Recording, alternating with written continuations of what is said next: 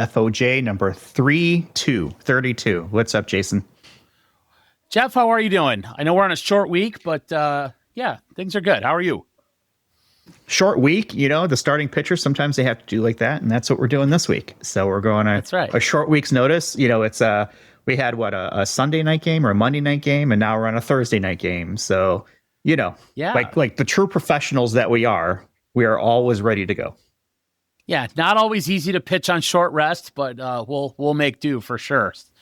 And why are we on short rest? Because you're going where? I'm going to Las Vegas, baby, on Sunday. So we moved this up a couple days. And I think you've got a baseball thing, shocking, I know, tomorrow, Saturday. So we're recording this on a Friday night at 9:30 Eastern, 8:30 Central. Yeah, so a little update. Here, we'll do the negative first, and then we'll get into your Vegas trip because I know that'll be a positive. So a little update on the baseball team that I coach. So the past 3 games have been really rough, like awful rough. Give me some scores. Now, prior to that, we had just remember this. We'd won 6 games in a row. So we were on a hot streak. Yeah, you had shamed them into being better. Kind of, yes. and then we just hit a wall. So Memorial Day, we had 3 games in one day because it was tournament style. So we won the first one, won the second one, and then lost the third one. Okay, lost the third one pretty convincingly. I think it was like 19-10. So gave up a lot of runs, had a lot of errors. I think our kids just kind of ran out of gas. Mm-hmm. Now, keep that 19 in your head. Okay. We played again on Wednesday. Not a tournament game, just I don't want to call it a friendly, but it was just a scheduled game between 2 teams trying to stay warm and stay active and things like that. It was the last day of school around here on Thursday. So, kids are pretty amped, ready for summer, all that stuff. You would have thought, a lot of energy. Would have been great. Jeff, I've been coaching or been around youth baseball for 18 years. Okay. Ever since Justin was 5. He is now 23. We lost 30-4. What? 34. And I think it was... I mean, they have to let the game go that long? Isn't there like a slaughter rule? I mean... Jeff, we didn't... 30? Okay. Time limit of 2 hours. We didn't get out of the 4th inning. So what was this? Was this just hit after hit after hit? Was it errors? I mean, it's got to be everything for 30 runs. I imagine everything. Yes. But my gosh. Yes. And yes. I think our head coach said it best when he said, we actually lost the game by 4 touchdowns. Yeah. I've never seen such a lackadaisical, lack of effort, lack of everything in my coaching life. It was that bad. Granted, are these kids, go ahead, do they want to play baseball? Do they want to play baseball? I have to ask if you lose that by that. That's the question we asked at the end of the game. Now, mind you, again, not a tournament game, so we had some kids playing, some of our infielders needed some work in the outfield. Some of our outfielders needed some work in the infield. Some kids who don't normally pitch that much got a chance to pitch, that kind of thing. And we learned a lot. We learned why. We learned a lot of the why. A lot of the why our infielders don't play the outfield. A lot of the why our outfielders don't play the infield. And why the kids that don't pitch that much don't pitch that much. So, okay. Yeah, it was rough. And we kind of had a little come to Jesus at the end of the game. We questioned effort. We questioned focus. We questioned dedication. And there are some deficiencies in ability, I think. So part of it is they just don't have it. And they're 13, they're kids, whatever. I get it. So our head coach makes them run polls after the game. It was straight out of the movie Miracle. And he actually said it. He didn't use the exact same quote, but he essentially said, if you didn't want to work during the game, we'll work now. And he made them run the foul pole, from one foul pole to the other, down and back, which probably, I don't know, probably about 1.5 football fields when you're done with it. So, a fair amount after you played a game, although I know they didn't work very hard during the game, so they probably weren't all that tired. But anyway, we did a game the very next day. And the good news is we scored twice as many runs. Well, almost twice as many runs. We scored 7 as opposed to 4. Only gave up half as many runs, so we gave up 15 instead of 30. Yet we still got run ruled. 50%. As in the game ended. Yeah. Yes. Yeah, but the game still ended in a slaughter rule. So because of that, most likely we're winding up having to play tomorrow night on a Saturday night at 7:00 after having to play tomorrow morning at 9:00. Now, the 9:00 game was our second pool play game, but we have now put ourselves in position to most likely have to play a 7:00 game Saturday night. Hence why I texted you today and said, hey, can we move it up one more night? So, yeah. So the guys that I coach with who have kids on the team, they are both like pulling their hair out. What is it? After Wednesday night's game, they're just like, hey, they're such great kids, and I know we got to work with them and all that, but I don't want to change so much what we're doing. They all get along so well, blah, blah, blah. But after Thursday's game, I want to cut half of them. I don't want them. They need to go. We need to make wholesale changes. I'm like, oh, man. So after Saturday morning's game, we're getting together, the three of us, to talk about next year. Again, I don't have a kid on the team, so whatever direction they want to go in, I'll support, whatever. But it's going to be interesting to see if they want to actually cut kids and try and replace them with maybe some better talent, or do we need to change our approach with developing them and getting them better? So it's going to be an interesting conversation. So is this, I mean, obviously there's a skill component here, right? They're just not as good as the teams that they're facing. Then there's the desire component, which you cannot coach. You cannot coach desire. Correct. Exactly. Do they really want to be playing baseball?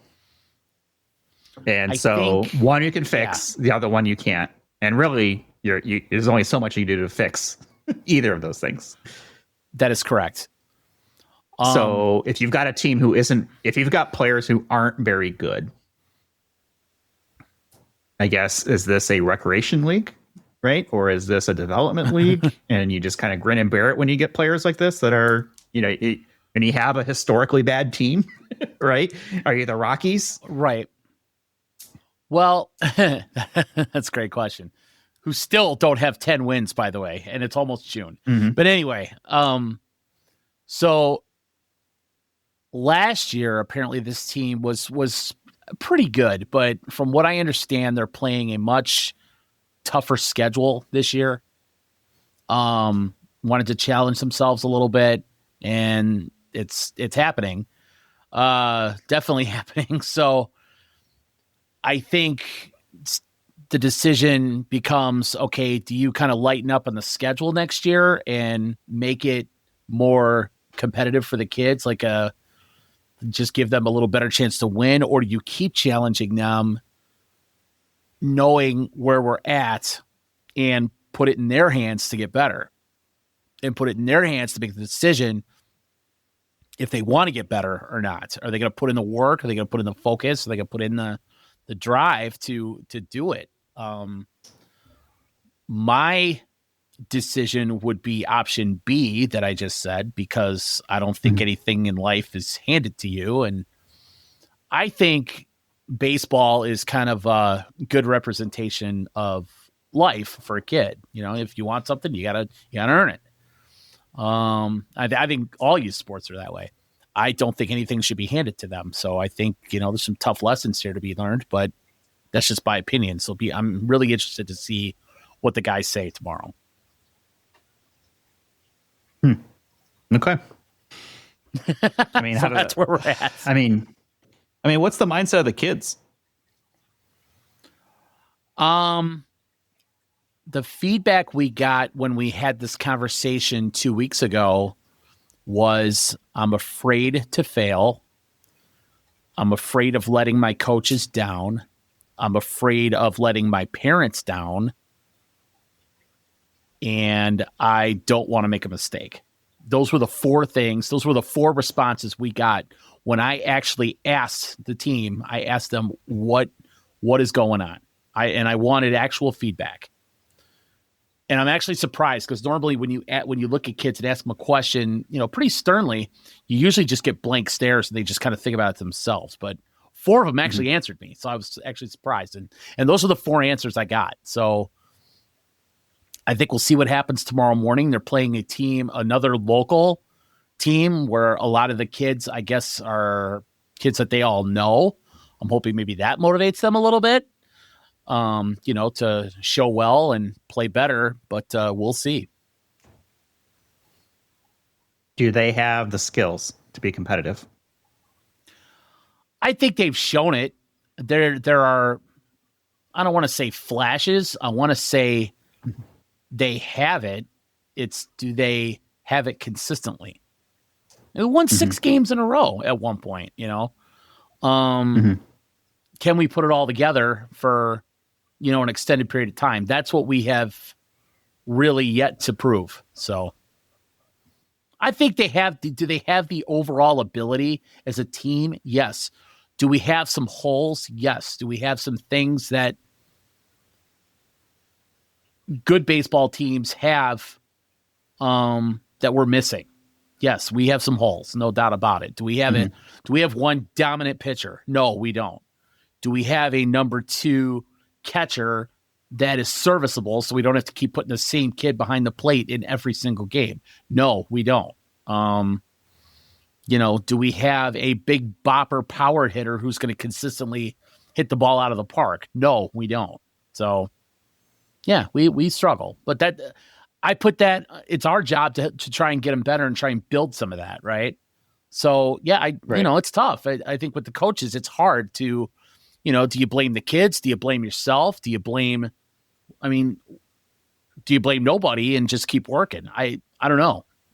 So is the talent gap is the talent gap so different where the team cannot be competitive?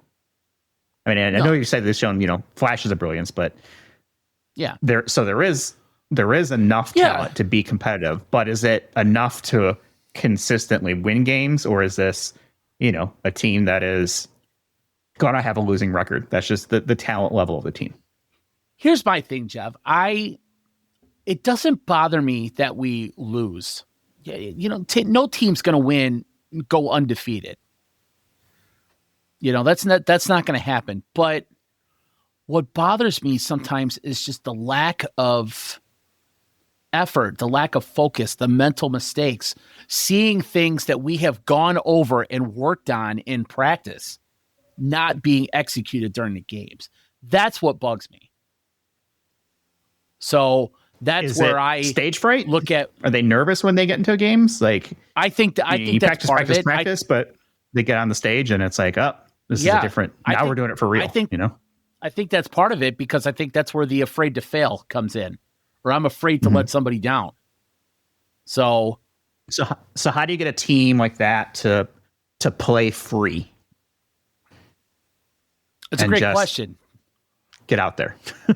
The one thing we don't know, obviously, is we don't have the kids 100% of the time. So we don't know what's being said at home by mom or dad. Do they question their ability? Do they ask them, how come you can't do this? Or, hey, how come you swung at that pitch? Or how come you didn't go catch that fly ball? Or we don't know what's being asked at home. So would you want them to even have that conversation? No. If I had my choice, no, I would not. I would like for them to once they leave the field, put the game away and forget about it, But I know, and I did it, and I'll admit I was guilty of it when my kids were younger and playing, and we'd go home, we'd talk about the game the entire way home. It's hard not to. So I get that, but you don't know in what tone those parents are. I mean, I think our parents are pretty good, but one-on-one, I don't know how they are with their own kids. They might demand more, Right. So, what about a conversation with the parents of the team? Do you have like a PTA meeting, parent teacher conference, something, where it's like, hey, is it time to pull parents in to have a conversation? I think that's a great question. I think that's something that will be discussed amongst the coaches tomorrow, because the other thing is around this time, you start to make decisions about next year. Tryouts happen throughout all the local organizations. And there are so many different options for kids for travel baseball around here. There's so many different programs. There's so many different places that teams have, facilities and, all the, just everything. Everything's different. What level of competition you want to play, what indoor facility they have to work out in, what coaching do they offer, what their reputation is, are their teams good? There's so many different programs around here. So teams usually have tryouts in mid to late June for next year already, because they want to start building teams for next year. So what we need to decide is, are we going to offer all our kids to come back? And then we got to figure out, do they all want to come back? And if they do, okay. If they don't, then we got to put tryouts together and we got to go find some kids, that kind of thing.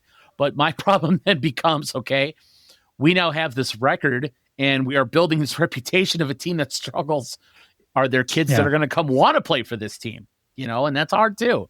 So I didn't have, and I'm not trying to toot my own horn, but when my kids were playing, I didn't have this problem. I was lucky enough to where the teams that my kids played on were good enough to compete, and they won a ton of games, and it served them all well.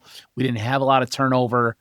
We didn't have all these questions, but with this team, there's just a lot of questions. So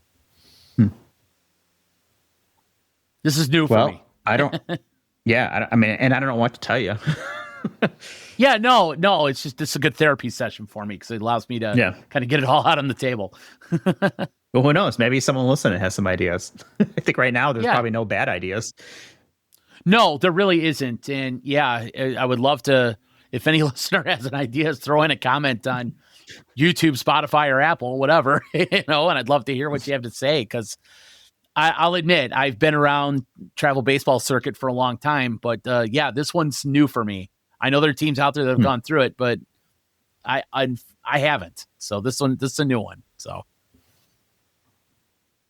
Well, there's the balance of life, right? Let's look at the positive side. Yes. If this is hopefully, sure. The worst end of it, that means at some point the pendulum will swing the other way and things will get better. It will. I mean, we talked about, we also talked about, hey, it's just baseball. I mean, we talked about, we talked about Memorial Day and what it's all about, and, the honor of playing on that day. And, the buddy that I coach with, he's an ex-Marine. So we talked about his experience, and, so we try and incorporate some life things into it. So that was good. And I think the kids got it. So that was neat. I just want them to know that, the effort that they put into stuff like this as a kid will translate into the effort they put into things as an adult. And that's really all I care about. So we'll see, because the kids that I coached that were Justin's age and Jeremy's age, they're getting out into the adult world, and I still pay attention. I still follow them. I still, hope for the best and see what they're doing and things like that. And you celebrate successes of those kids, because you spend so much time with them. They become like they're yours, You spend hours and days and entire weekends with these guys, and it's you become connected. So yeah. And some may not have that father figure at home. That's no doubt. We have we actually have a kid on our team who lives with his grandparents because I guess his mom passed away. I don't know about his dad, but he's lives with his grandparents and his sister, and it's a different situation than what's usual. So, yeah, you're right. You have no idea where some of these kids come from, so or what they deal with at home. So, right. We try to make it fun, but losing 30-4 is not fun. Is that a record? That's the worst game I've been a part of. I'll tell you that. Yeah. I mean, does anybody keep track of worst losses? Like, where's that rank in the pantheon? It's probably the worst. It's probably the worst loss in this team's history. But the good news is we were all pretty upset that night, but we had some good laughs over it the next day. So it's good. Mm-hmm. But like I said, we gave up half the runs, scored double the runs, and still got slaughtered, which is kind of sad, but that's all right. That's all right. Now the kids are out of school. They don't got to worry about any of that stuff. And, we'll begin to hopefully start the second half of our season tomorrow. Yeah. Well, good luck. Yeah, appreciate it. I guess good luck to the kids. Yeah. It's a tough thing. And, being a kid is a lot harder nowadays than I imagine when, we were kids. It just seems like there's so much more going on in the world. Oh, God. And I just imagine growing up now, like, no, I probably wouldn't have made it. The social media alone is just a killer. Right. Yeah. So it really is. But anyway, hey, you're going to Vegas. So what's happening in Vegas next week? Work. So it'll be fine. It'll be fun, but it's work. Conference. So have a bunch of stuff, doing presentations on stage and a couple times. So that's pretty much it. And then, clients and dinners and very long days. Yeah. If you're sitting here thinking like, oh, I'd like to go to Vegas for a conference. It sounds fine. It sounds fun. And it is, but they are very long days. Sure. They usually start, 7, 8 a.m. at the very latest and probably go till 1, 2, sometimes 3 in the morning, especially in Vegas.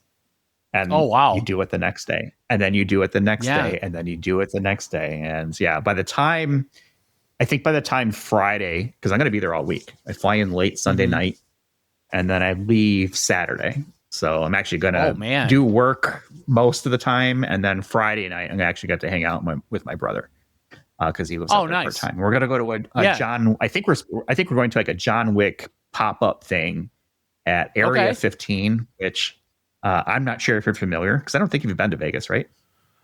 I went to Vegas I did. I went to Vegas, granted, it was in November of 2005. It was for the 30th anniversary of Chili's. So I was there for... Is that why you're celebrating drinker or whatever? Yeah. So yeah, I was there, for 4 days. Okay. So it's been about 20 years then since you've been It's been a while. Yeah. It has. Yeah. I mean, it's definitely much more family friendly these days, especially for most of the strip, I would say. But it's a fun spot. But we're going to this place called Area 15 that he actually introduced to me.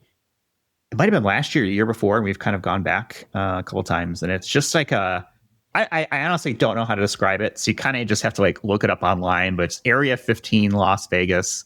And it's just a bunch of experiences, I guess is probably the best way. And an immersive entertainment and events district is what they call it.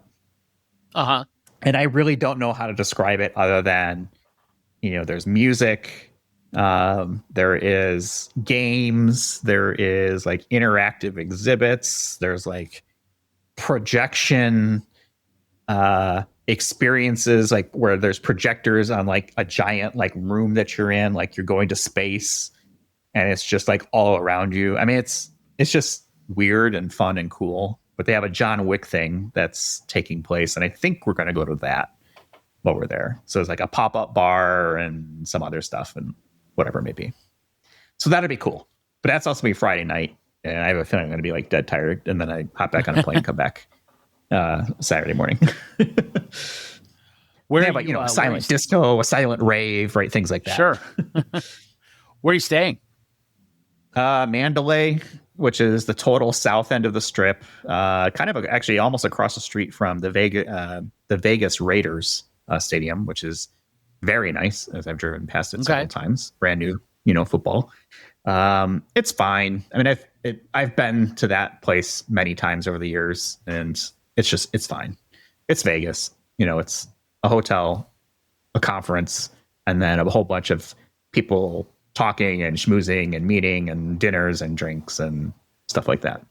I'd say one year, I didn't know this is maybe 5-6 years ago. We did a show, like it was like, hey, we invited some clients out to go see this show, and it was called Absinthe. And it's outside of Caesars, and I didn't really know anything about the show. It was literally outside, like Caesars Palace, which is where the conference was. I was like, oh, let's get tickets for that, and bring a bunch of people and clients and stuff like that.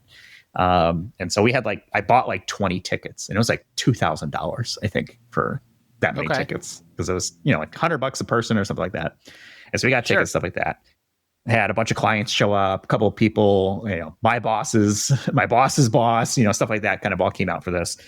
And we get into Absinthe. And if you're familiar with Absinthe, you already know where this is going. If you're not, Absinthe is a comedy burlesque show. Okay. I didn't really put that together, and probably not the HR pick for taking clients to. Now, fortunately, the people that we were with were cool. We had a good relationship with them, and we kind of okay, so that just happened. What stays in Vegas, what happens in Vegas stays in Vegas, and we just won't talk about it anymore. But it was a hilarious show. The feats of strength, because it's actually, a lot of guys and, some women, but the feats of strength that these acrobats are putting together, it's kind of like Cirque du Soleil, but it's not X-rated and it's not R-rated. What's in between? NC-17, I guess? Is that what's between R and X? So maybe the stripper version of Cirque du Soleil? Kind of. Okay. Yes, there were definitely very scantily clad people and very tight-fitting clothes for some people, and the language was absolutely pretty colorful. Very blue, as we like to call it in the industry. But if you get the chance, highly recommend it, and you're okay with that kind of stuff. I am okay with that kind of stuff. Fantastic show. It's called Absinthe, and it was such a good time. But it's not something that you probably would bring clients to. At least normal clients. Well, you'd want to have a pretty good relationship for that. Yeah, I'm guessing the clients they won't forget you. That's for sure. So in the consulting business, it's all about creating memorable experiences, and absolutely, that is absolutely one that people will not forget, and I won't forget. Just even beyond the raunchiness of the entire thing, it was a good show, a really good show. And I have not been to that many Vegas shows, surprisingly, even though I go at least once or twice a year for work. It was a really good show. So if you have not been to Absinthe in Vegas and you're okay with everything I just described, absolutely recommend it. It's outside of the Caesars Palace. It looks like a little tent, and it's in a good location. It's kind of right in the middle of the strip, kind of where the hot spots are. So definitely recommended. How long ago was this? 3 years. Because I had just started my new job and I had just started my new job. I was probably, at this point, it would have been 8 months, maybe 7 months into my new job, and was kind of our first big conference with my boss and my boss's boss. And we did some podcasting there for my work podcast and stuff like that. So, it was a good experience, but I remember my boss looking over at me during the middle of the show, and he's like, "What the fuck?" And then, we're looking around and we're like, okay, people are having a good time. I think we're okay. Okay, two questions. Are these clients still clients of yours? Um, or was it kind of a one-time contract deal? It's a good question. I don't know actually if they ever ended up being clients. They were all potential clients. One of them, I've definitely he lives up in Ottawa, and the last time I was in Ottawa earlier this year, actually, I met him for dinner, and so we've kept in touch on that kind of thing. Okay. There are probably more fans of the other podcasts, my work podcasts, than anything. Yeah, I don't know. I'm trying to remember if we ever got actually any business out of that. So what do you think would have happened if that had gone south? Oh, I don't know. It would depend on the complaint. Okay. And if it got back to my company's HR or something like that, where it was created a unsatisfactory environment, maybe sexual harassment could have been thing. Now, these were not my employees. They were clients. So what could have happened would be the client complaining to somebody and then it getting back. I mean, I've seen people get let go for less. So definitely could have gone completely wrong for me. Probably dodged a bullet. I learned a lesson, right? Make sure you know what you're getting into. But that's all I can say about it. Well, for all you kids out there, do your homework. Yeah. Do a little research. Don't just try to find the easy way out. Okay, this thing's outside and we need to get people there. So let's just do that. Okay. Wow. But hey, it's a really good show. And I think people, ended up people enjoying it. But there were a couple of moments where, I got glances from my boss and my boss's boss, are we okay? Are we okay here? And we looked around at other people and they were laughing and having a good time. So, fortunately the people we invited were cool with it and we had a good time. And that's good. Laughed it off. That's good. Yeah. That could have gone south. Plus it's Vegas. Right. Yeah. And it's Vegas. So it's, there's a lot of that there. But there's a lot of safe things too. A lot of people go to dinners and I'm doing a sushi dinner Thursday night for some folks, and get some people out. We'll do a cocktail hour, safe shit. But I think that shit's boring. I like to do interesting things, especially if I can get clients out. So I love going to Topgolf. I'll take clients to Topgolf all day long, if they like doing it. And it's, super simple and approachable and people seem to enjoy that. Yeah. And atmosphere like Topgolf's, people tend to let their hair down a little bit. It's a little more casual, Yeah. I mean, look, steak dinners are nice and they're fancy and they're expensive, but I've had enough of those. I feel like a lot of people have as well. They would rather do something interesting and fun and a little bit, unique. Yeah, the wine and dine gets kind of old after a while. They probably get that all the time. Yeah, and I'm not saying don't do that. There's certainly a place for that, but if you're in Vegas, everyone is doing steak dinners. Do something different, man. Yeah, for sure. So I'm let's go off strip, let's go to this sushi place that's really well reviewed and it'll be expensive, but that's fine. That's the cost of doing business. But it's not, another steak on a plate, $100 steak that is fine. And, have this giant bill and wine and, you're spending thousands of dollars and it's just not memorable at all. Yeah. Does it really move the needle for you? Not really. Right. Yeah. And plus some of the ones I'm taking out are really good clients and, new clients. And all right, let's show them what we're about. Yeah, that's cool. That's cool. Be the person you want to do business with. That's kind of how I approach it. So is this week in Vegas more for your job or is it for the podcast or is it some of both or? I mean, or do those kind of but intertwine it's all the mostly time? They're too intertwined on this one. My trip to Berlin was 100% podcast. My trip for this one is 50-50. My company is gaining the benefit of the popularity of my other podcasts. Let's just put it that way. Gotcha. And tagging along for the ride.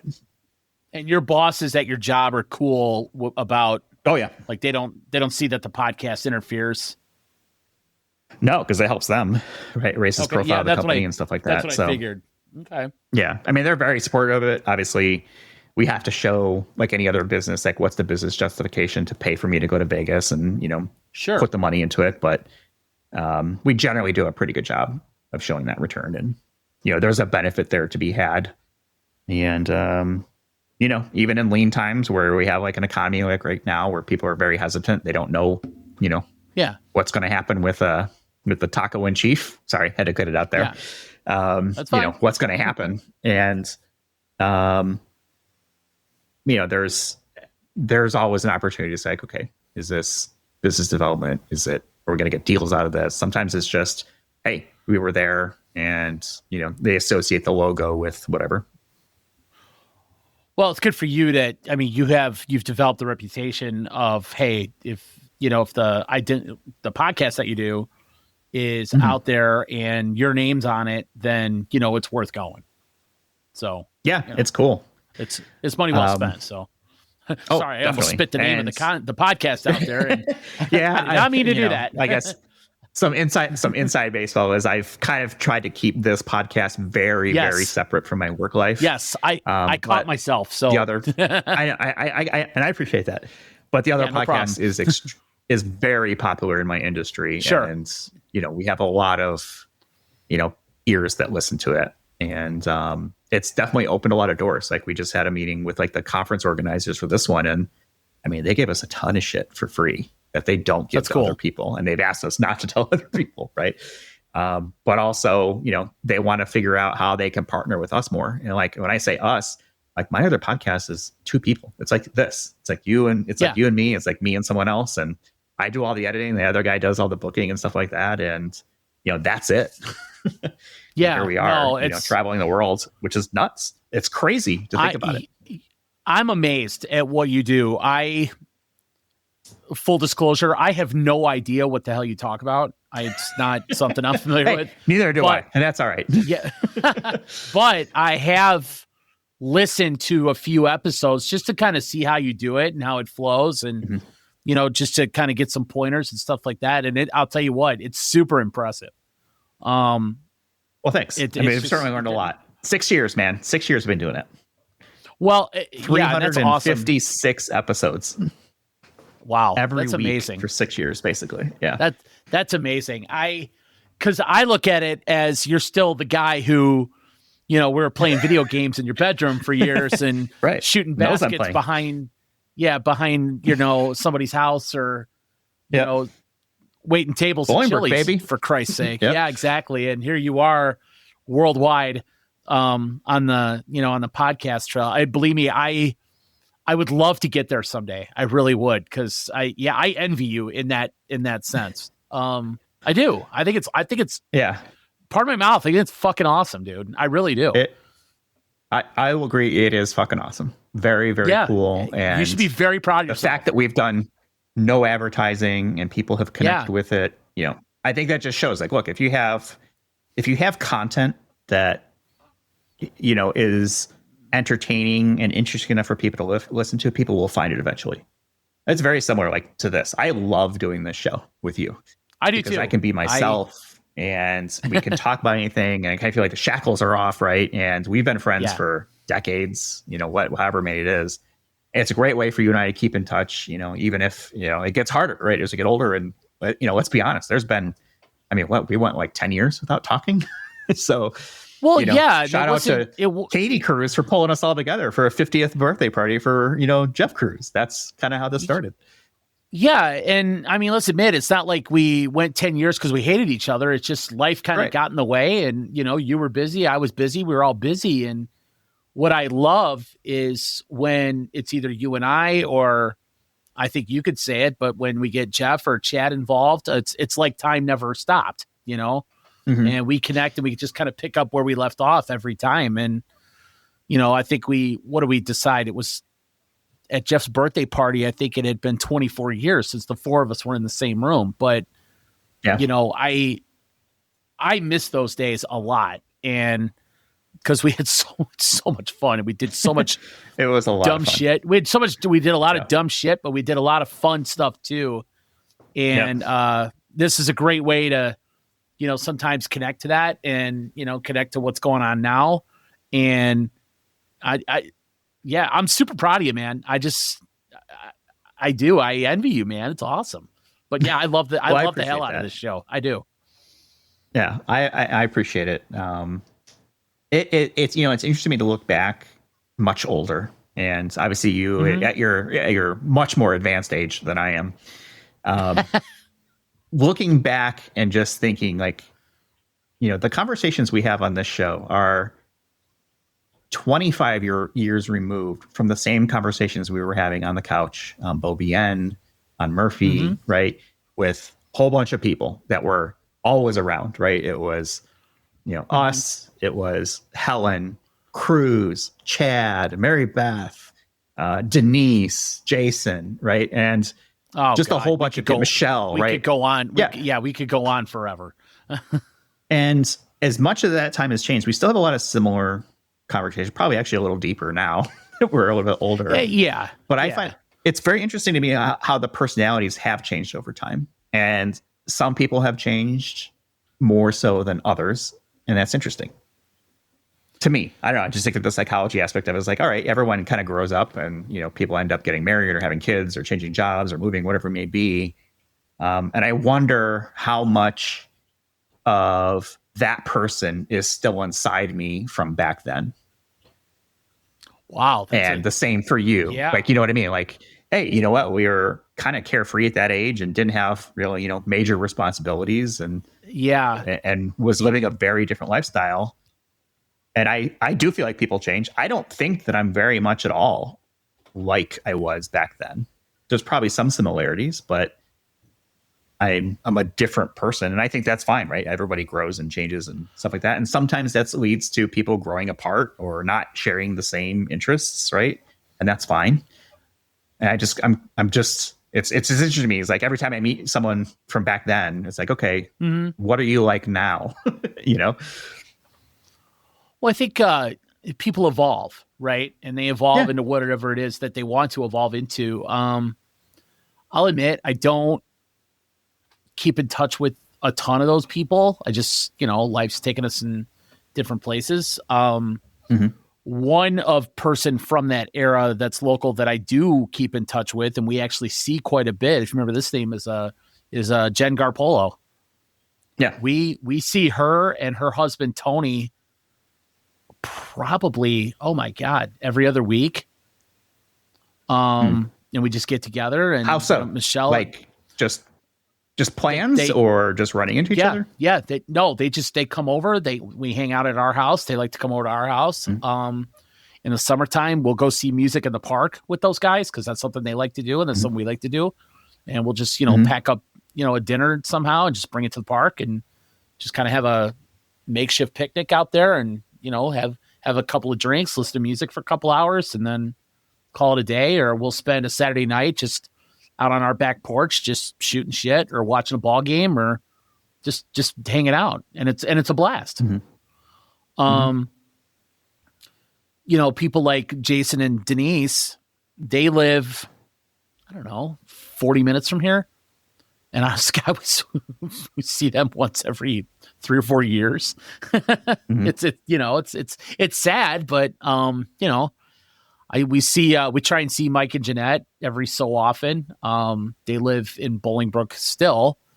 And, for a while we were meeting them for dinner like once a month. I think people too tend to grow apart. I mean, I'm sure there's a ton of other people that we used to work with that probably still live around here, but I don't know where the hell they are. I don't know what happened to them. What became of Marlon? What do you think became of Marlon? I don't know. Or, what became of Carla? Carla, what was the last name? Keller?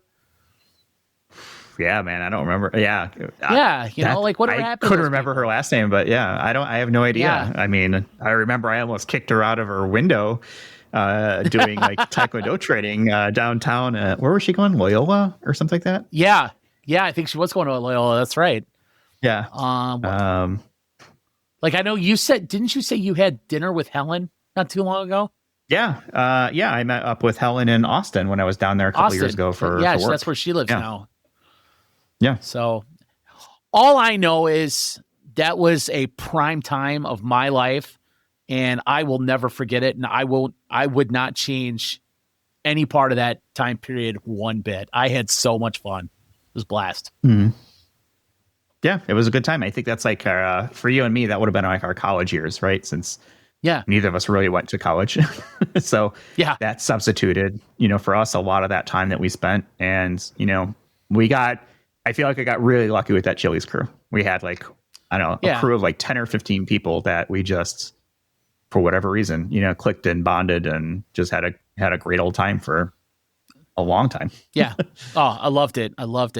It's funny. We're actually working into one of my questions for you tonight was, what was your favorite part about working at Chili's? Favorite part? The queso? Yeah. Can I say that? Okay. The queso. Yeah. I really like the chocolate, the chocolate shake machine. For whatever reason, that shake machine was addicting as hell. Honestly, my favorite part was the friendships that I established that I did not know at the time would last decades. Okay. So it's kind of hard to appreciate in the time, right? It's okay. Yeah, here's this group. And when you're young, I don't think you think about, okay, well, what happens when I'm 50 or 60 or whatever. So looking back, that's definitely a thing because that's the thing that I've carried since then, right? Between, you, me, Chad, and Cruz and, to some degree, like Denton and stuff like that. Yeah, sure. Yeah. I think my favorite part, I echo that 100%. I think my favorite part while we were there was working the Fridays and the Saturday nights when all of us had to work and that place was going full bore.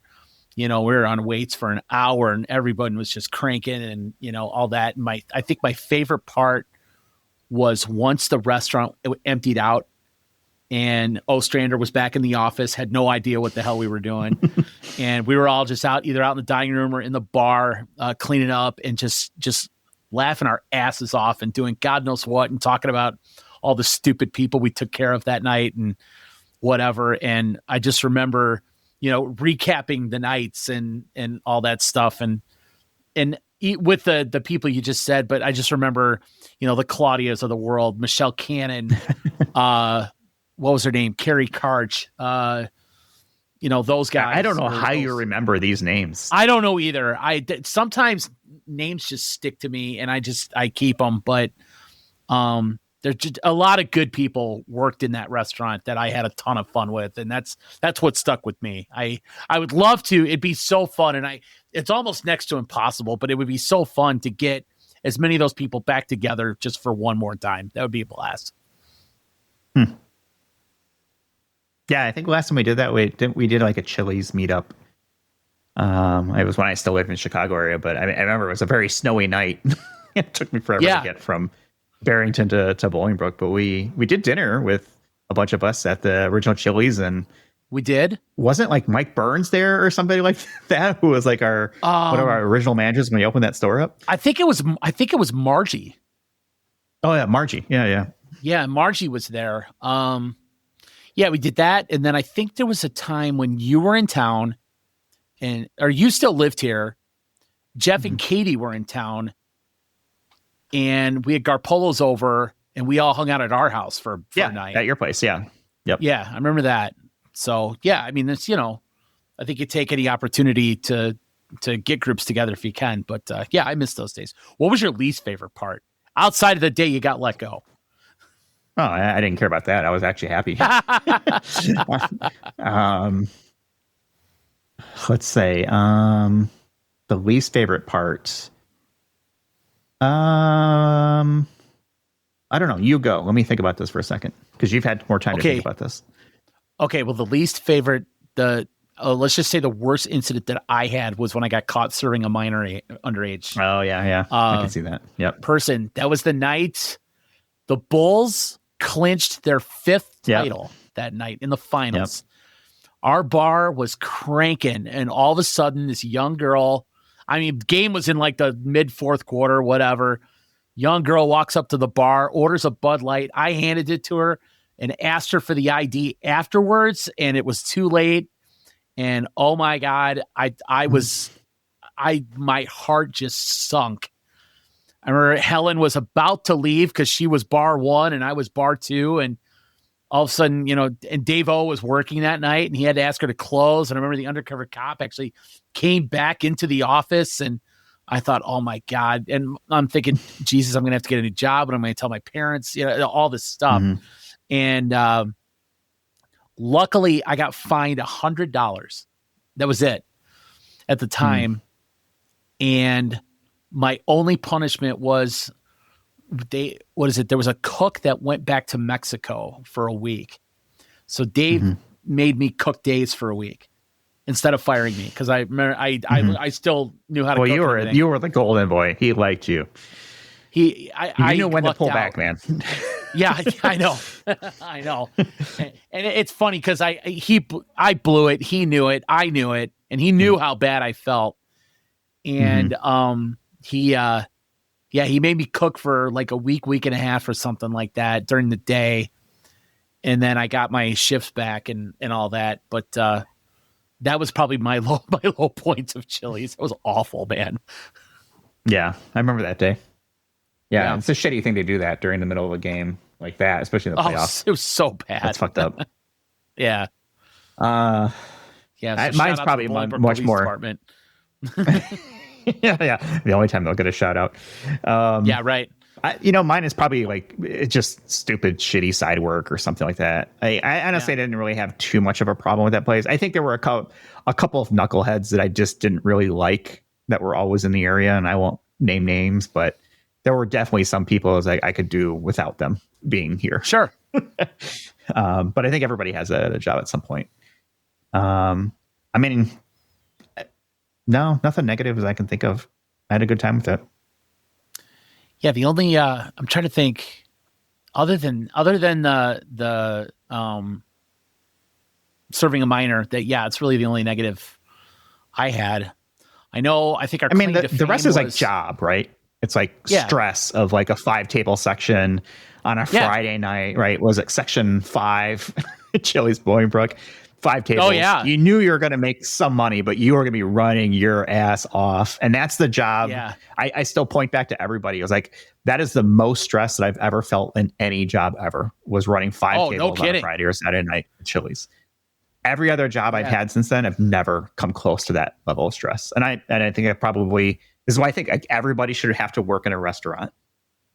That's, you should serve your time as part of let's see if I can remember this right. In a restaurant. So section 9 was, what is it? The 2 4-tops and the 2 6-tops in the middle. Mm-hmm. And then I think section 7 was the 5 in the corner, where it was the 5 4-top booths that you ran. And if you only had 11 servers on, there was a 5-table section. If you had more than that, it was a 3. But that section 7 was a bitch. And then nobody wanted section 3 because you had to clean the soup station. I do remember that. Yeah, side work's a bitch. Yeah, side work sucked. Yeah, quick funny story. I remember the night, and this was from the kitchen. I remember the night Sean Hickey had the salad dressing. I was gonna bring it up. I'm glad you did. Yeah. Yes, and he came around the corner, had the tray, and I don't know what he hit. I don't know if he slipped, whatever. Had 6 pans full of dressing, and all 6 of them completely went flying. And I forget who was over there, but just it covered somebody, and it was just the funniest damn thing I ever saw. It was like a tidal wave of salad dressing. God. Yes, in slow motion, going through the pass out of the kitchen area, right? And it was a lot. Oh, that stuff I remember that night everywhere. Oh God, that was so fun. So good times. Mm-hmm. What other questions you got for me? Okay, so this one was posed to me by a coworker today. I'm going to give you one of 5 scenarios, and I want you to choose which one you would pick. I'm pretty confident I know which one you'll pick. But if you could choose one of these 5 scenarios, you have the choice of sitting on the glass for Game 7 of a Blackhawks Stanley Cup final. Okay. Sitting courtside at a Game 7 of a Chicago Bulls NBA Finals. Behind home plate for a Game 7 of a Cubs World Series. Behind home plate of a White Sox Game 7 World Series. Out. Say it. Not interested. Or you are up in a suite. Granted, this is at a neutral site, obviously, of a Chicago Bears Super Bowl. I'm pretty confident I know what you're going to pick, but what would you pick? Okay. What do you think I would pick? And I will tell you if you're right. My guess is you would pick the Bears. Not what I would have picked. Okay, then my second thing, I'm guessing you would go with...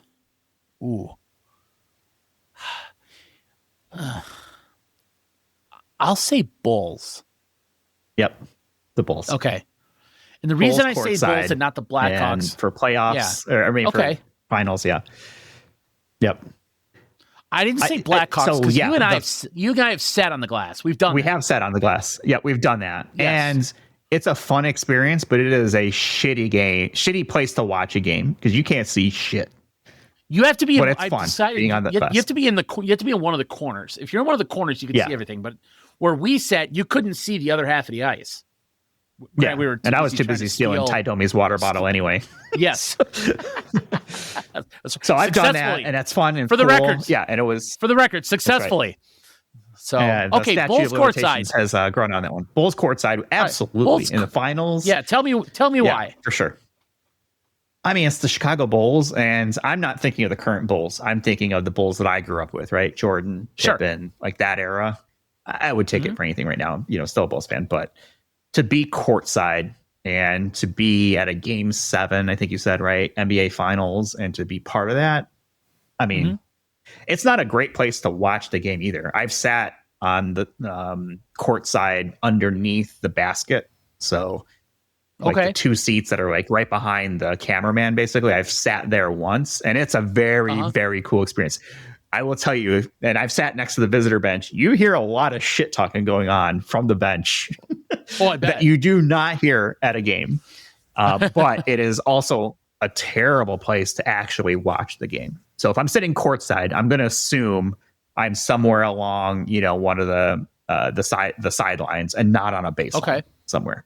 Okay. But yeah, that would be super cool. I'd love to do that. Is to sit courtside at a playoff game or a finals game, so like that would be cool. Yeah, the Bears are interesting. I think you feel very far removed from it though if you're up in a suite.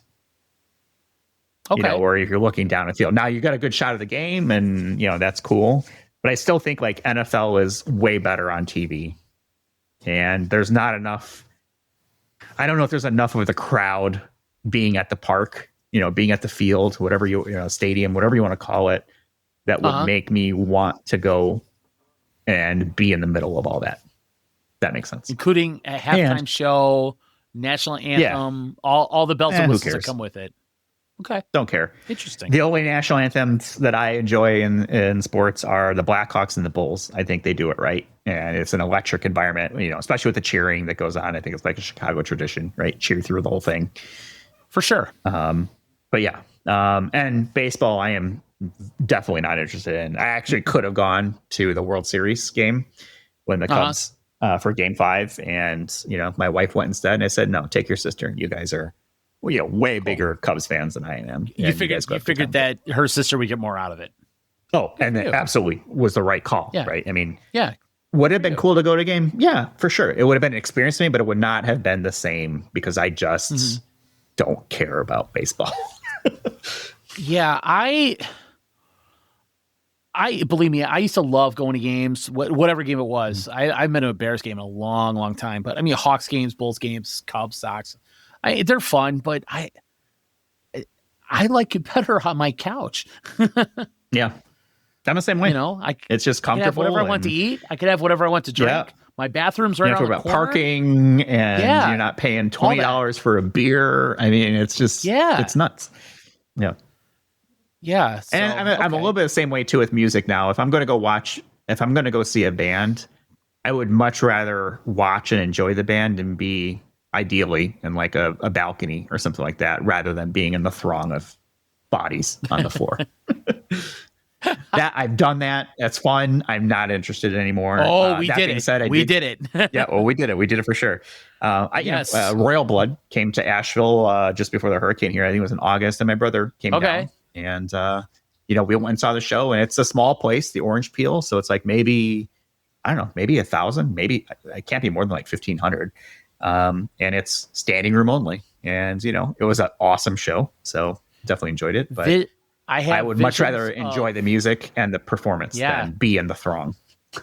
I have visions of you and I at the Bush concert, I think it was, and seeing your brother Charles and Chad just crowd surf their way by every 10, 15 minutes. And then we saw them at the end of the show, both of them damn near clothes ripped off, sweating their asses off, but I'll be damned if they didn't have the best time. Oh yeah. Look, hey, I'm not gonna go have a great time. For me, I guess where I'm at now, I enjoy the music. I want to actually enjoy the music and the performance. Yeah, for sure. Running headfirst to each other in a mosh pit is not my idea of fun at this point. No, I can find a million other ways to get a concussion or a headache for that matter. Right? Yeah, exactly. Okay, here's another question for you. If you could add one player to the Bears to make the Bears complete, who would you add? Ooh, good one. Anybody from the NFL. I have mine. To make them complete based on what we know right now. So this is the existing team, and we're taking a player. Existing team. Say they are one player away at a certain position, and you know that if they acquire this, just somehow, some way, salary cap be damned, somehow, some way they can fit this person onto their roster right now. Who would you want? I think we need a quarterback, so I would replace Caleb Williams. No, I'm just kidding. I'm thinking like a defensive lineman, like a just a threat on the defensive line is like probably the area that I feel like we're the weakest. Or I agree, and I have a name written down. Okay, who do you pick? Or maybe just a stud linebacker, like an absolute stud. I'm trying to think who's the guy from the Niners that I like so much. Fred Ward, like somebody like that. Oh, Fred Warner, yeah. Fred Warner, yeah. Who's your defensive lineman pick? Mine is Myles Garrett off Cleveland. You think he's too old? I don't think so. You think he's still got it? Like, is this I do. This is we're winning the Super Bowl this year and we don't care about the next few years. Okay. Yes, I think you put him on the other side of Montez Sweat. I think you're in business. Okay. So that's who my pick would have been. Because I, like you, think they are not quite there on defense. So we'll see. Well, maybe they are. Maybe what's his name? Booker takes a step, and they picked up Grady Jarrett, and they picked up they drafted Turner from Texas A&M, and maybe that helps them. But what's his name? Adabingo or whatever the hell.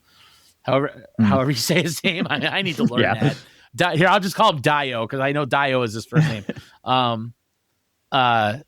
But yeah, I think if they had a Myles Garrett, I think it would be a major upgrade. So that was my pick. What about TJ Watt? Yeah. Because I feel Crosby? like. What about Max Crosby? Somebody like that. Yeah. Yeah. A little bit younger, I think. I guess I don't know. But I feel like TJ Watt is just a game plan wrecker. Yeah. And maybe I'm just biased from the last couple years, or Nick Bosa. Yeah. Yeah, Nick Bosa. I don't know if he's been that much compared to compared to Watt. TJ Watt has been awfully good. He has. And he seems like he's in the play. And Myles Garrett's another good one. I don't know, man. TJ Watt or Myles Garrett, that's a toss-up for me. That is, yeah, I'm with you on that. I would take either one of those. Mm-hmm. But that's kind of what I was thinking is like just a game plan ruiner, man. Somebody who is wrecking game plans. So much starts with the defensive line in the NFL. If you can get pressure on the quarterback, it helps everybody. You're not covering as long in the defense. You're forcing plays to one side of the pocket, essentially, right? You're doing double teams, which is taking away something from someone. And if you've got someone decent on the other side that could take advantage of that, man, I would love to see that. Yeah, granted, a lot of it was the Bears issue, but look at the pass rush disruption that caused the Bears to struggle last year. If you had a guy who could cause that, that'd be huge. Mm-hmm. So, yeah, that's a good one. All right. Okay. I have some would you rathers for you. Okay. And these kind of are all over the board. I got them. I was like, kind of like this episode. This episode's been all over the board. Yeah, but that's good. Yeah. Hey, so what we do, this we talk about anything and everything. Shit we used to do. That's right. Right. Yep. Okay, my first would you rather would be: would you rather be able to see 150 years into the future, or would you rather be able to see 10 minutes into the future? 150. Really? I don't think 10 minutes is enough. Okay. Because what am I going to do in 10 minutes? I'm going to have to go to the bathroom in 10 minutes. All right, cool. 150, it's kind of like, okay, if I'm looking at 150 years in the future, I'm theorizing. Well, let me make some assumptions here. Is I'm seeing in the future, and I'm seeing what has been successful and what has not been. And I have access to the knowledge of the people 150 years in the future. So I can say, I should invest in this stock, or this stock is going to pop off, or I should move here because a natural disaster or something like that. So I feel like to me, that's kind of an easy one, 150 years in the future, because of those assumptions. I would agree with you for those exact same reasons. I don't think 10 minutes makes that much. We're pragmatic here on the FOJ show. Yeah. I mean, obviously, there's some some on the spot decisions that you have to make that you'd probably like to know the result of, but 150 years, I would agree. Okay. And 10 minutes isn't enough to know whether that decision's right or not. I mean, it could be right in 10 minutes, but it could be completely wrong in 11 minutes, Yeah. So, yeah, 100%. I don't know. Yeah. Yeah, 100% agree with you. Okay. Would you rather have the ability to have telekinesis, which for those of you scoring at home is to be able to move things with your mind, or would you rather have telepathy, which is the ability to read people's minds? Read people's mind. Can you imagine how much easier life would be if you knew what people were thinking? 100% agree. All right, I'm going to throw this out there, and I don't want to be like, I don't know, misogynistic or sexist or anything like that, but can you imagine all the conversations about what do you want to have for dinner tonight? Where do you want to go to eat? Yes. I feel like every person out there, man or woman, has had that discussion, and all right, fine, you pick. Okay, no, you pick. Well, I'm going to say something, but you're not going to win anyway, so why don't you just go ahead and pick, right? Or my favorite answer of I don't care, when you know damn well you care that they care. You care. Bullshit. You care. You fire off 5 suggestions. Nah, I don't want that. Nah, It doesn't sound good.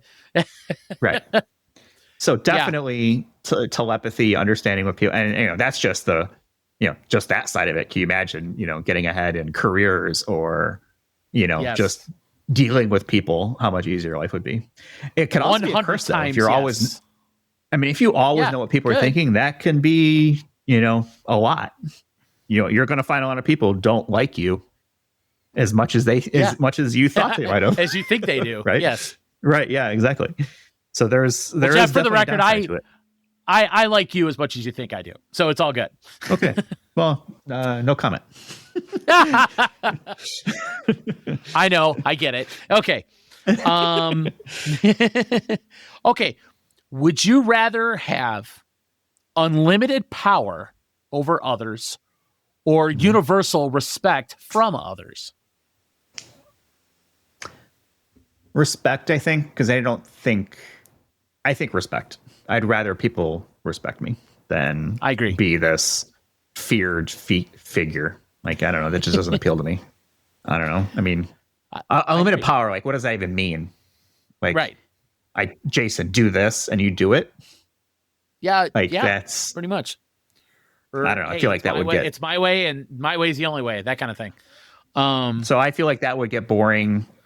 Look, it would be probably pretty great for a little while, but you'd probably get bored with it. There's actually a Black Mirror episode this season that just came out that is kind of like that. So if you haven't seen, I think it's episode 2 or maybe 3 of Black Mirror this season, kind of relates to that question. Oh, interesting. Mm-hmm. So yeah, Netflix, Black Mirror. If you've never seen it, it's a fantastic series.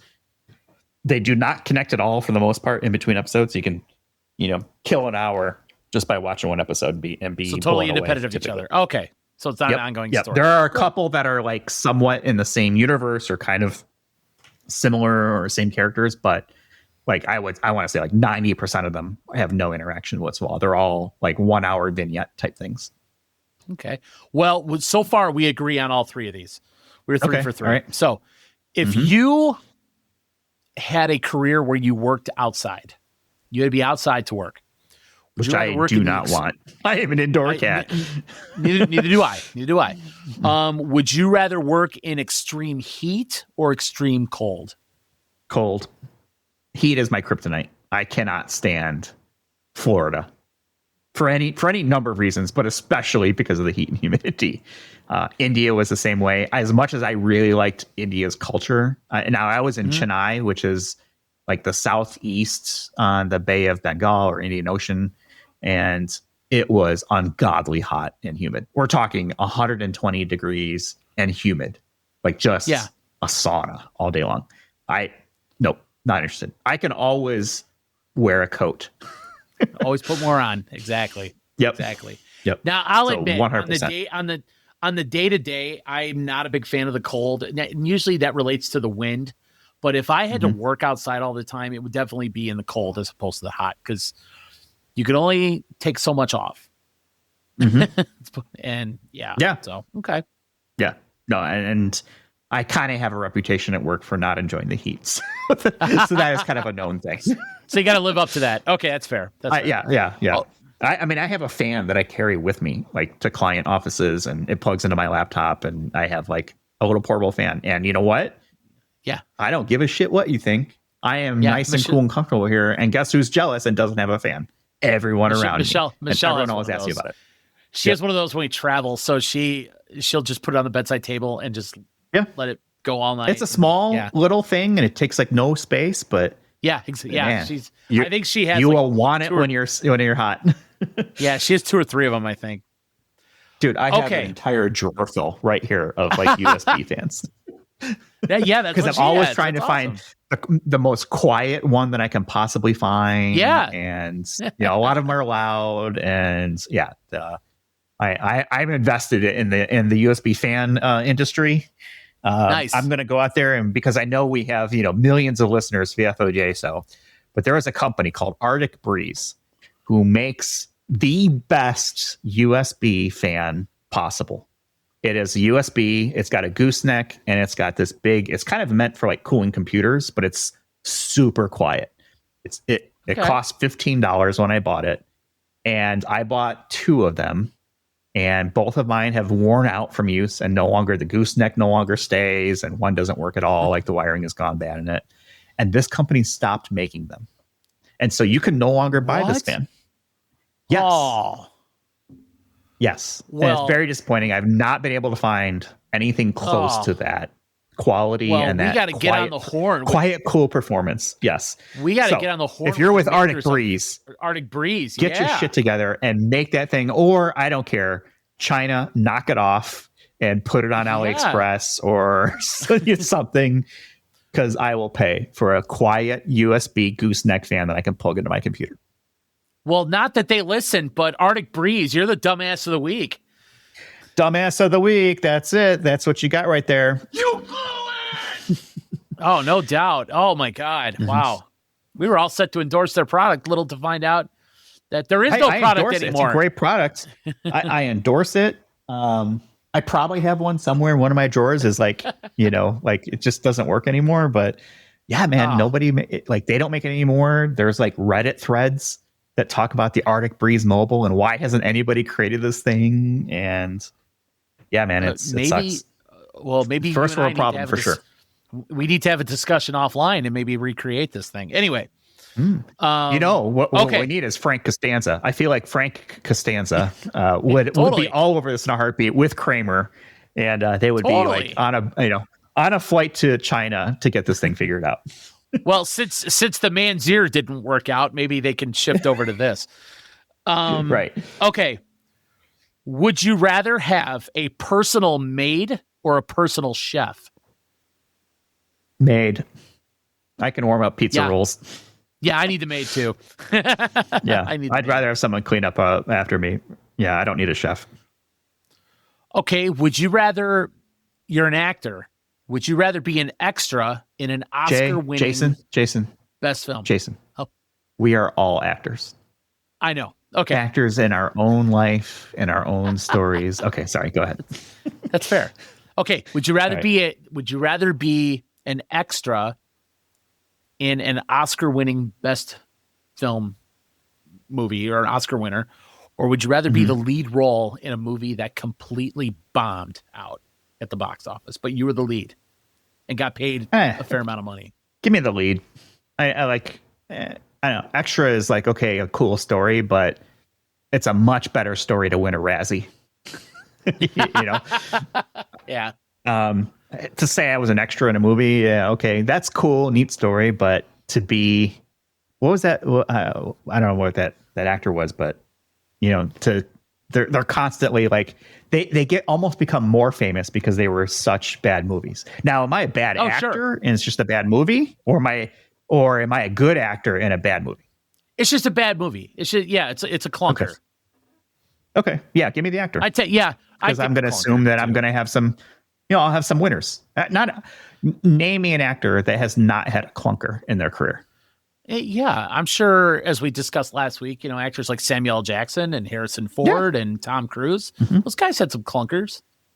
Sure. I can't name one off the top of my head, but that's probably right, why, because you've forgotten them. Yeah. I know. So, okay. Would you rather travel free for a year or be given $50,000 to do whatever you wanted with?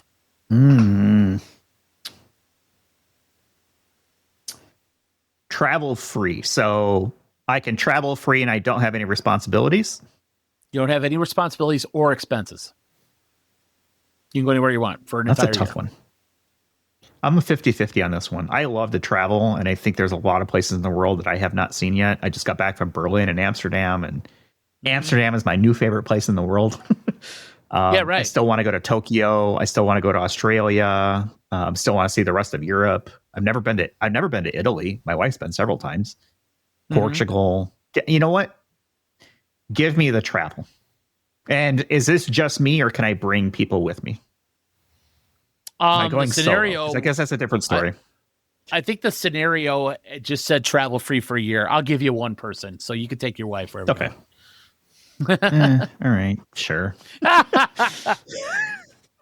Yeah, give me the travel, because I think that's irreplaceable. I think 50 grand is a lot of money and would certainly be helpful, but I think you would get an outsized value doing the travel. And everybody should travel. Go see the fucking world and see how the rest of the world operates, and peoples and cultures and foods, and take that. and I'm with you. And form a more complete worldview. Yeah, no, I'm with you on that. Boy, that's a tough one for me. Because I would love to travel, but the money I could do a lot with that kind of money right now. Yeah, right. So well, I guess it depends on your, what's the financial circumstance of the person who's making this decision, right? Are they in a position where 50 grand is life changing for them? Yeah, take the money. Pull yourself out of whatever hole you're in. Yeah, different strokes for different folks. My assumption was money is not a problem. It's just sure, everything's fine, right? Okay, what do you think is worse? Forgetting your wedding anniversary or forgetting your wife's birthday? I'm going to say the birthday because the birthday is special every year that it comes around, and the anniversary has more milestone. So this year for me and my wife, it'll be 20 years. Mm-hmm. Now, if I forget that, I'm fucked. Right. I'm at 25 and I'm the same thing. Right. But if it's 19, if it's, I think the older and the longer your marriage goes on, I think it becomes more of like every 5 years or 10 years. Sure. It's almost like the middle ones are nice, but they're not as big. Whereas a birthday is pretty special every year, I think, for people, especially when you hit certain milestones for those ages too. And you would know, a man of your advanced age. Yeah, I would agree. I know, and Michelle, she doesn't take too much on her birthday. Anniversaries are a little different, but I know how much other people's birthdays mean to her. So I know, she takes a lot of stock in birthdays and stuff. So, so I try, even though she says, it's not a big deal, but I try and make her birthday special for her because she does a really good job of making others' birthdays, like our kids or mine, birthdays special. So I'm with you on that. Yeah. All right. Okay. You're a food guy. Would you rather eat only pizza for a year or you couldn't have pizza at all for 5 years? Only pizza for a year, no pizza for 5 years. Yeah. Any kind of pizza? Can I vary up the different styles of pizza? Any kind. So if I want to have deep dish one day versus thin crust versus Detroit style, New York, Italian, Sicilian. You could have sausage one day. You could have veggie pizza one day. You could have, barbecue sauce pizza one day, whatever. Okay. So the option is eat only pizza for a year. Only for a year, or you can't have any at all for 5 years. And what's the I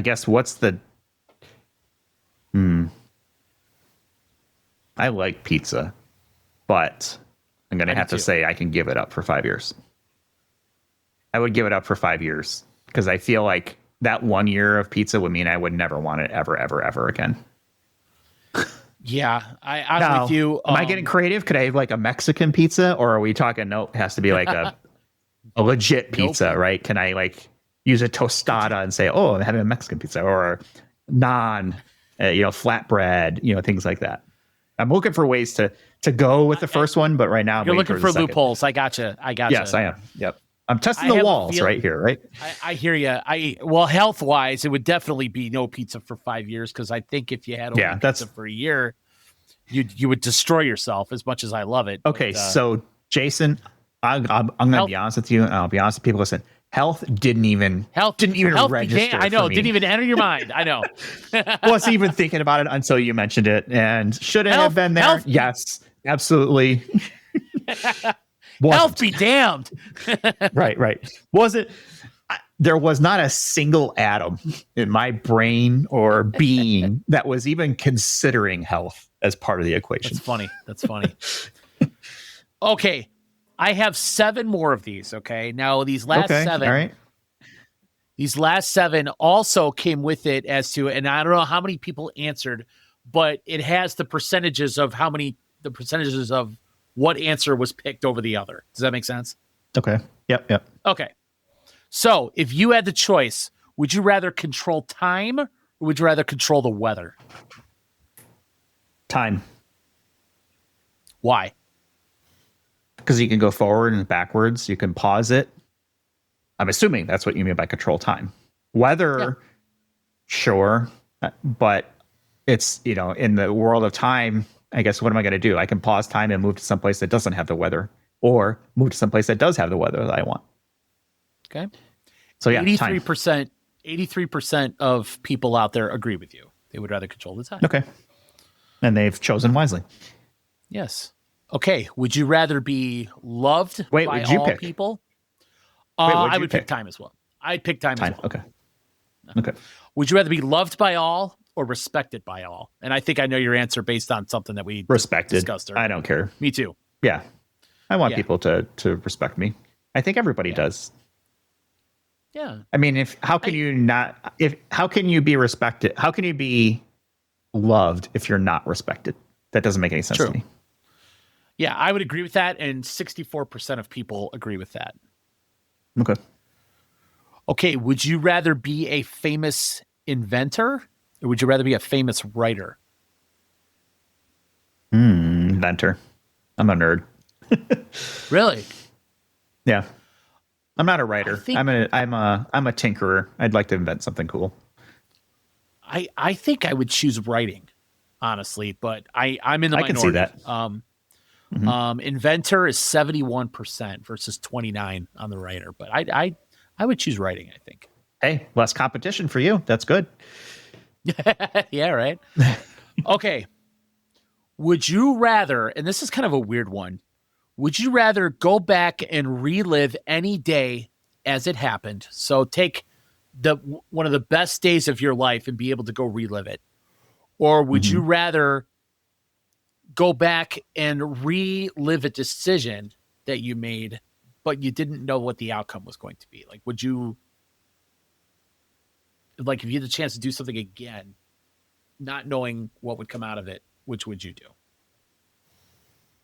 I guess I don't understand the second option. I can go back to a point and where I made a decision, and then I could redo that decision. I obviously don't know the outcome of the other decision. Right.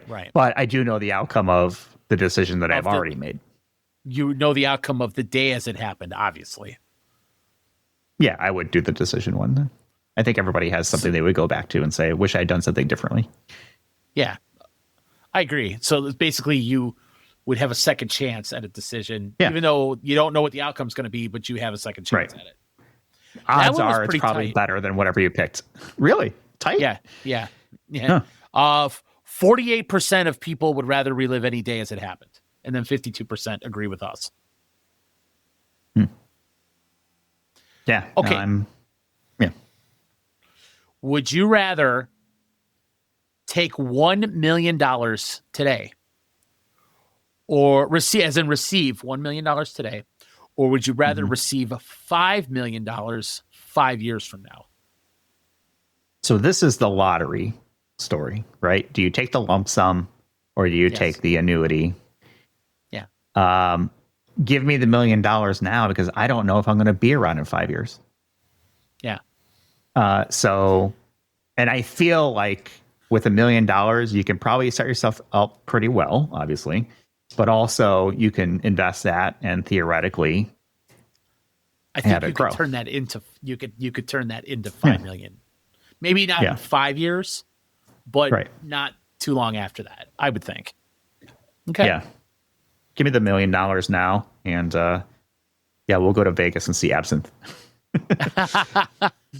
58% of people agree with us. So for the most part, we're with the majority. Okay, this is an interesting one. If you had the choice, would you clone yourself or would you want complete control over someone else? I mean, you're talking about like indentured servitude, slavery.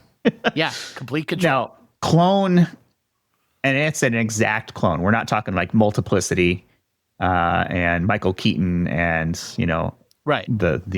the cloning tends to not be as good as the original. This is a 100% original and just as good as me as a clone. Yeah, there instead of one of one, there are now two of two. Now, does the world know that I have a clone? Is that a decision that I make, whether or not to reveal that I have a clone? Do we share the same memories? Are we operating independently of each other?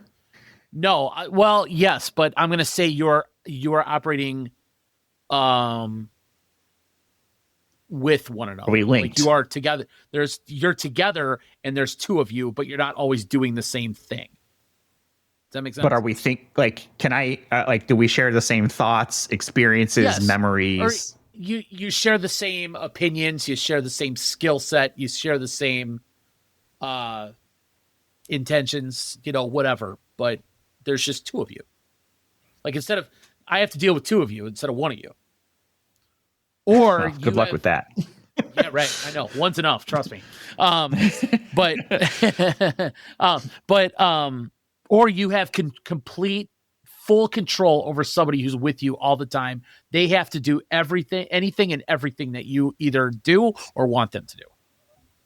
I mean, that just seems cruel. I don't know. I'm going to default to the clone because I don't like the idea of someone against their will being dominated like that. Okay. Well, you are. I don't know where I fall on that. Who would you control? See, I don't know if there's a specific person. I don't have a specific person in mind that I would control. That's the problem. But so you would just take a random person off the street somewhere in the world. All of a sudden, now you've got this slave. Yeah. Yeah. But I don't know if there needs to be two of me. So let me think about this a little bit, because I think I was thinking enough. one way. There definitely one enough. I think that's enough for anybody. Yeah. What if if I can make anybody a slave, I would take somebody like a Jeff Bezos or somebody with unlimited resources. Sure. Okay, that's fair. And then now we're talking. Maybe a lot of people were thinking your way, because 72% of people would have complete control over someone else. I'm wondering if people listening to this were thinking the same thing or not. So I don't know how they'll reach out. Yeah. I guess if you're listening, you probably know Jay or I. Just let us know. Send us a text. Right. Yeah. Send us a text or leave a comment. Yeah. Okay. And I think I know the answer to this based on an earlier conversation we had during this podcast. Mm-hmm. Whether it's a sporting event, no. This is a concert, most likely. Would you rather be in the front row, or would you rather have a backstage pass? Backstage, baby. Yeah, absolutely. I've only done it once. I've only been backstage once, and it was a blast. It was cool. I don't think I was ever backstage for anything. I did. We waited we saw Motley Crue at the Metro in Chicago, and this was right after they fired their lead singer the first time. So they didn't have this major mega tour that they always had on every other album. This was more of a club tour. But we met Tommy Lee, Nick Mars, and Nikki Sixx. And there were probably 12 of us. We waited by their bus. And they were three of the coolest guys. They could not have been more down to earth for as glammed out and 80s rock that they were, and all the spandex and makeup and all that shit. They were just the coolest guys. I mean, Nick Mars, the guitar player, signed my ticket stub. I still have it. Tommy Lee shook my hand, and when I sat back and thought about it and thought about where that hand had been around that time, I thought that was kind of cool. Immediately puts a hand sanitizer on it.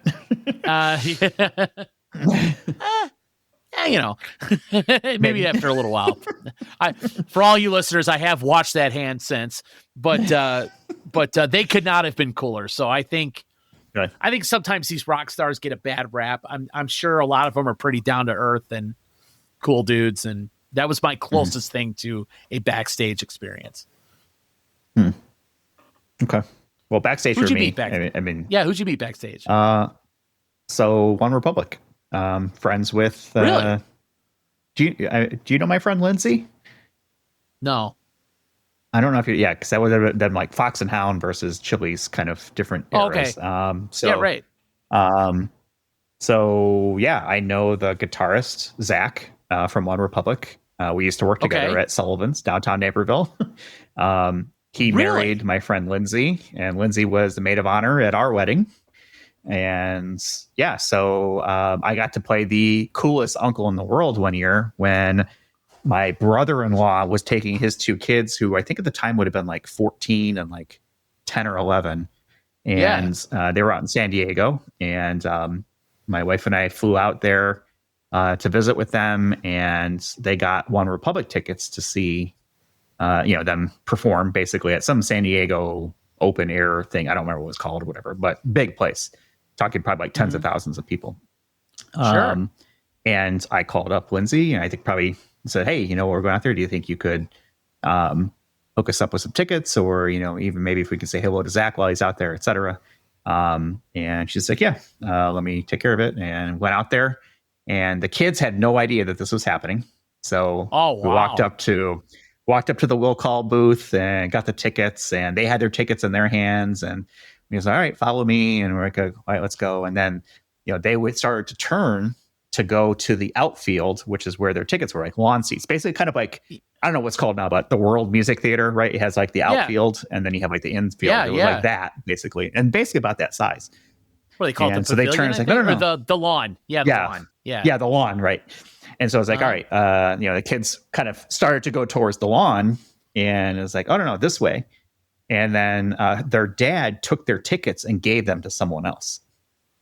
And they're like, what are you doing, right? I was like, no, follow me. And so we started getting closer and closer. We turned left. We went to this, towards the stage, and we kept walking. We were in the second row, just off to the right. And so we got to sit basically like almost front row for this concert with OneRepublic. It was OneRepublic. They were the headliner. And then it was All American Rejects and The Script was like the three bands that were playing. Okay. And, beautiful Southern California weather. And, the kids are freaking out because they're getting to sit so close, right? Stuff like that. And I wasn't, I had said, hey, if we can meet Zach, after the show, that'd be great. But I understand he's busy. I was texting him also a couple of days prior to that. And then, the bands play, OneRepublic comes on, and I got to tell you, like, they put on one hell of a show. I like OneRepublic. They got some good music. And this would have been like probably 10 years ago, I think, when we did this. Okay. And, it was amazing to see Zach out there, and he and Lindsay are like the nicest people in the entire world. And they're both like Amazons. Like Lindsay is like 6'2", and like, Xena, the warrior princess, was kind of like the nickname for her. And just, very cool, down to earth. And then Zach is the same way, tall, built, good looking guy, and, obviously a good musician, stuff like that. I can tell you right now, Zach, and he's probably not listening, but he is a terrible waiter. he struggled mightily at Sullivan's in downtown Naperville. And it's a good thing this music thing took off, because he was not going to cut it as a server. Okay, so we went through the show. Yeah, go ahead. No, so we went to the show, and the kids are freaking out, and I get to see it so close and stuff like that. Zach spots us during the show, and we're waving. He's like smiling, stuff like that. And he starts flicking guitar picks at us, and he is, he's been doing this for a while now. He's gotten really good. He's very accurate. So he was, he was getting close to us, and my nephew and stuff was, we're having a good time with it. They finish, and I have some great pictures of like the show, from the audience, stuff like that. They're done. And then, the lights come up, and we're like hanging around. I was texting Zach saying, hey, if you're around, love to, say hi. And, the kids would like to meet you.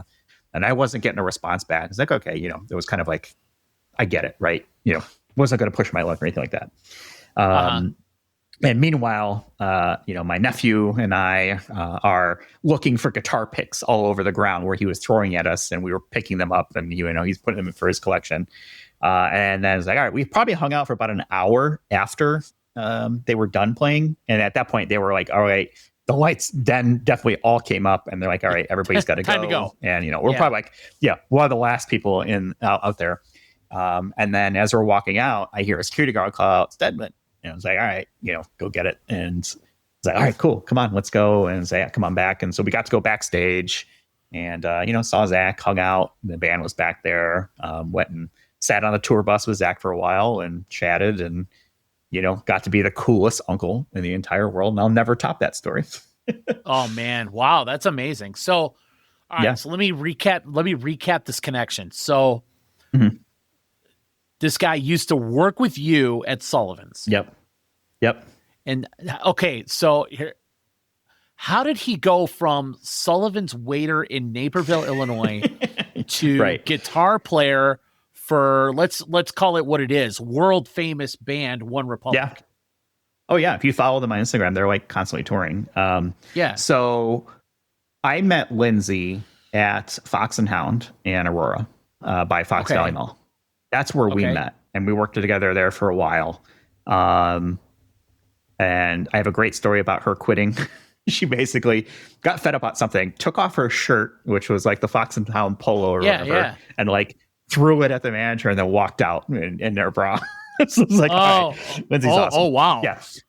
Yeah, she was pissed about something. And then we ended up working at Sullivan's downtown Naperville. And then Zach got hired, later on. And, that's where I met my wife, and Lindsay was also there as well. So, and then Zach ended up there. And then I remember, I'm not exactly sure when and how it kind of happened, but he ended up moving to Colorado to work on music and stuff like that. And that's where he met Ryan, who's the lead singer. And they kind of like formed this band or whatever. And then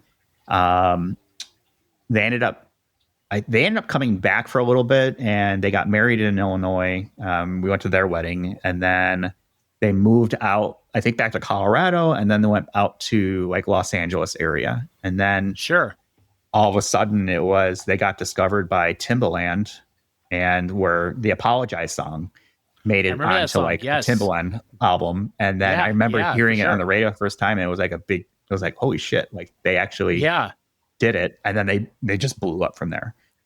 They lived in, I think it's Hinsdale. I'm not exactly sure which township, but they still lived in Illinois for a while.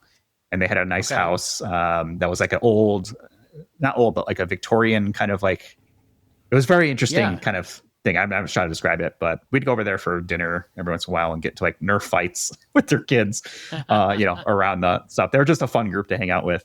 And then, they ended up moving, and now they own a winery in Michigan called Filkins Vineyards that I actually went to last year when I was in Michigan. And Lindsay kind of runs it with her sister, and Zach still tours. And when he's not touring, he comes back to the winery and does winery shit. So very small world. That's probably the most famous person I know, but super cool. Couldn't have happened to just a nicer, group of people. Yeah. So he's an original member of that band. Yep. Wow. Yeah. He plays guitar. So so if you see him on the guitar, and they have kind of like a few different members of the band, but he's the main guitarist. Okay. Wow. That's cool. So, So, I haven't seen them. Like I saw Lindsay last year. I have not seen Zach in a few years at this point. So the maid of honor in your wedding is married to the lead guitar player of OneRepublic. Yep. That's pretty awesome. I don't know if I have any connections like that. The only connection I can make that's not near as cool as that is let's see if I get this right. My mom's cousin's daughter, which I think would be my second cousin, is married to a guy who was on the U.S. Olympic volleyball team twice, and still does. He works like Olympics coverage for volleyball for NBC every time they do the Olympics. So that's kind of cool. What was cool though, when we went to their wedding, this was star-studded Olympic team member people at the time. I mean, names nobody would really know unless you follow Olympic sports, but at the time, and we're talking 20 years ago, but at the time, you're talking Olympians all over the place at this wedding. So that was kind of cool. Mm-hmm. Yeah. But it's not OneRepublic cool. Yeah, but it was neat. It was neat. So, hey, you never know who's going to come out of the restaurant biz, I guess. So, Everyone starts there somewhere. Going back to Chili's, do you remember? Yep, I know. I know what you're just gonna say. Yes. We worked with one Amanda Bentley, who went on to become one of Hugh Hefner's playthings for a while. Yep. Her and her twin sister, right? Yes. Isn't she a twin or something like that? Yeah. She was a twin. Again, probably still is. Not a very good. Probably not still a very is good server either. No, she was not a good server.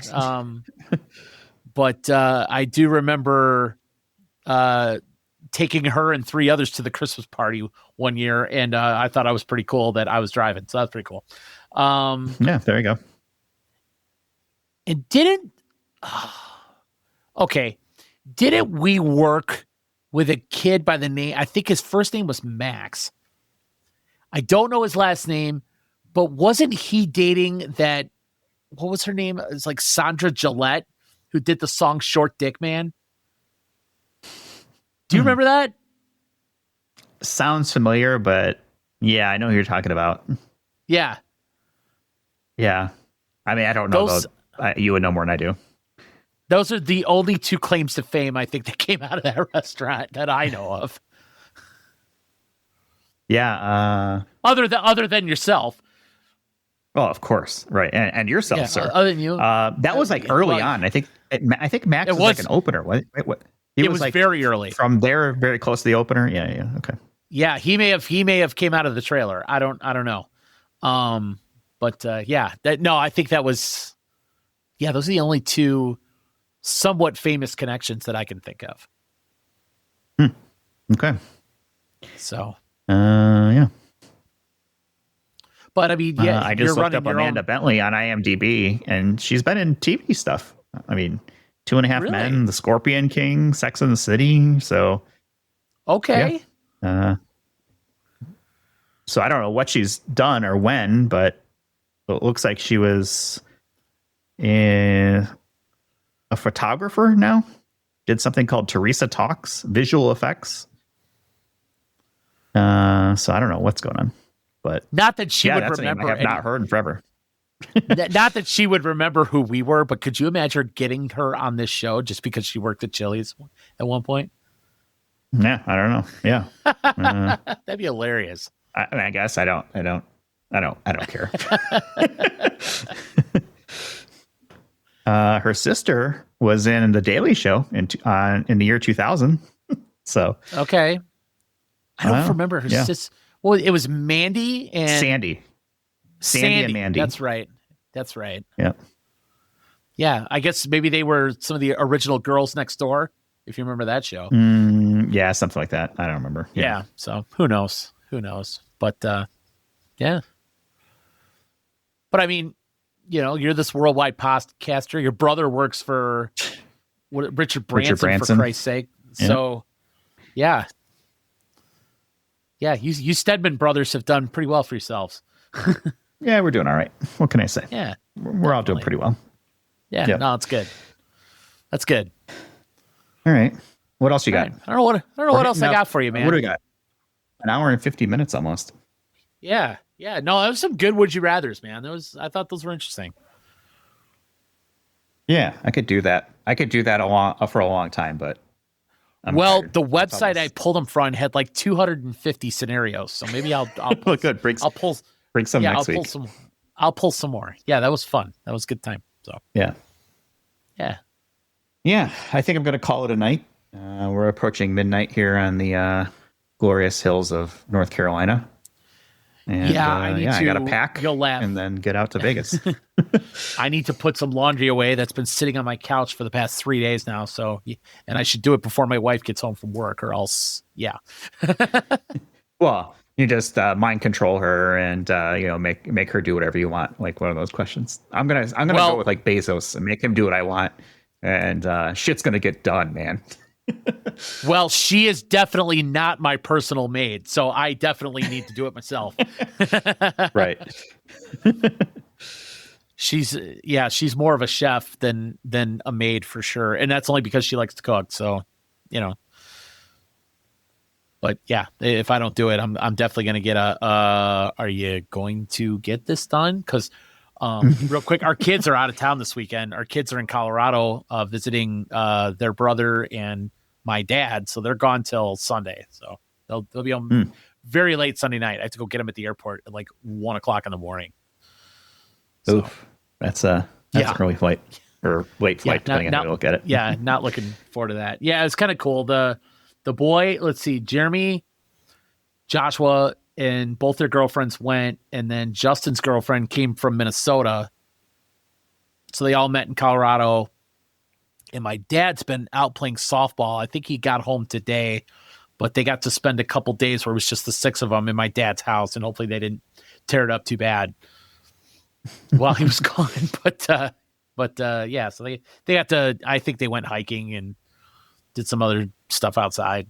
You know, I asked them to send pictures, but I've gotten 0 pictures in return. So yeah, great job, guys. Right, well, thanks. Yeah, thanks. Thanks for nothing. Yeah, thanks for sharing, dumbasses. Anyway, so boo. All right, man. Have a great week. Enjoy Vegas. I'll talk to you next week. Yeah, I will try to. Yeah. Oh, right, you good luck with your kids, man. Hopefully, the baseball team pulls it out tomorrow. Thanks. Yeah, we need a solid one. In fact, my head coach just texted something, so he's probably already freaking out. So we'll see. Well, tell them if they win or if they do well, at least that they can come on the show and join the world famous FOJ show podcast. That'll give them maybe that's what they're looking for. One of my assistant coaches is dying to come on this show. To come on the show. Yes. Okay. So we'll maybe have to have him on. Although I will warn you, I'm always good to make new friends. Yeah. He loves to talk. He just loves to talk. So he would dominate the show. We'll just put on record and just let him have at it. Yeah, let him run wild. So, but he's a good dude. He's a good dude. So, all right, man. Have a great week. Cool. All right, man. I'll talk to you later. See ya. I'll talk to you later. See ya.